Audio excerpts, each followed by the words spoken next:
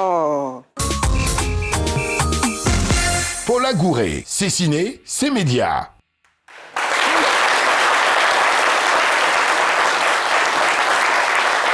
Je ne sais pas si vous avez déjà essayé chez vous à la maison de pleurer sur commande. Si vous l'avez essayé, vous avez pu vous rendre compte que ce n'est pas évident.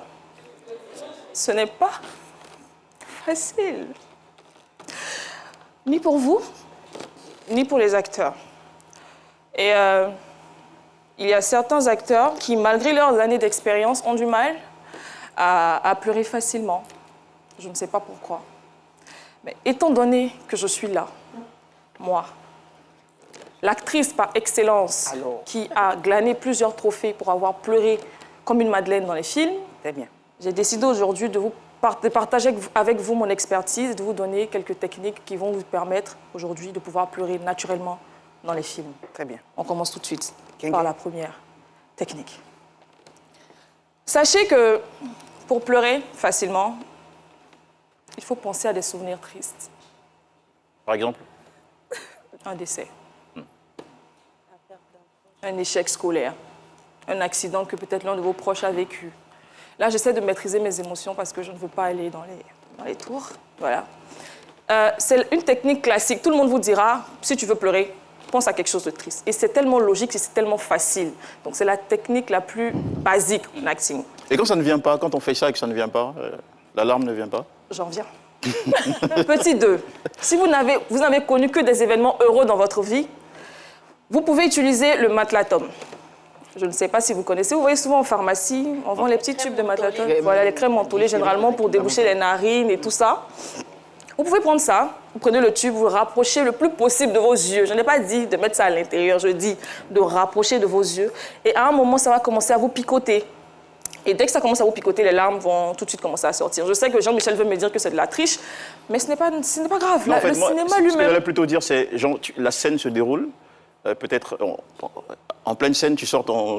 Non, pas du tout. Non, pas du tout. 5 secondes avant le début, voilà. 5 secondes avant de commencer la scène ou 5 secondes avant de faire le casting, tu te mets dans ton coin, tu prends ton truc, tu fais tac, tac. Ça vient, tu vas jouer, ça sort, c'est propre, c'est clean, c'est parfait. Troisième technique, fixer une lumière. Ça peut vous paraître stupide, mais ça marche. Vous restez pendant un moment devant une ampoule, sans cligner des yeux. Ah oui, ça c'est vrai.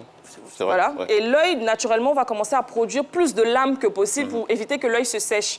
Voilà, donc à ce moment-là, les larmes vont sortir de façon très, très naturelle. Ici. Quatrième technique, écouter une musique triste. Voilà, ça c'est une technique infaillible, c'est connu.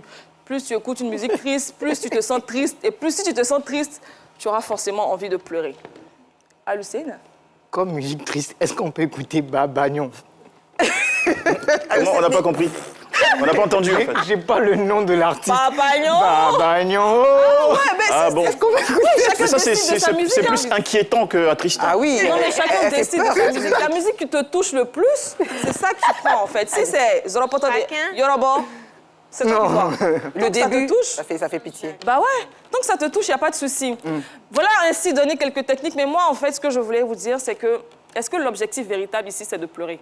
Je ne pense pas, parce que vu les techniques que je vous ai données, on n'a pas besoin d'être acteur pour pleurer. Tout le monde peut pleurer. Il suffit de mettre son petit tube de menthol et puis voilà, les larmes sortent. Moi, je pense qu'en tant qu'acteur, le principal, c'est de toucher le téléspectateur, de toucher, voilà, de transmettre les émotions à travers vos larmes. Donc, plutôt que d'essayer d'avoir des techniques pour essayer de pleurer, je pense qu'il faut plutôt essayer de transmettre des émotions. Et pour ce faire, il faudrait vous détacher de votre personne pour entrer véritablement dans votre personnage.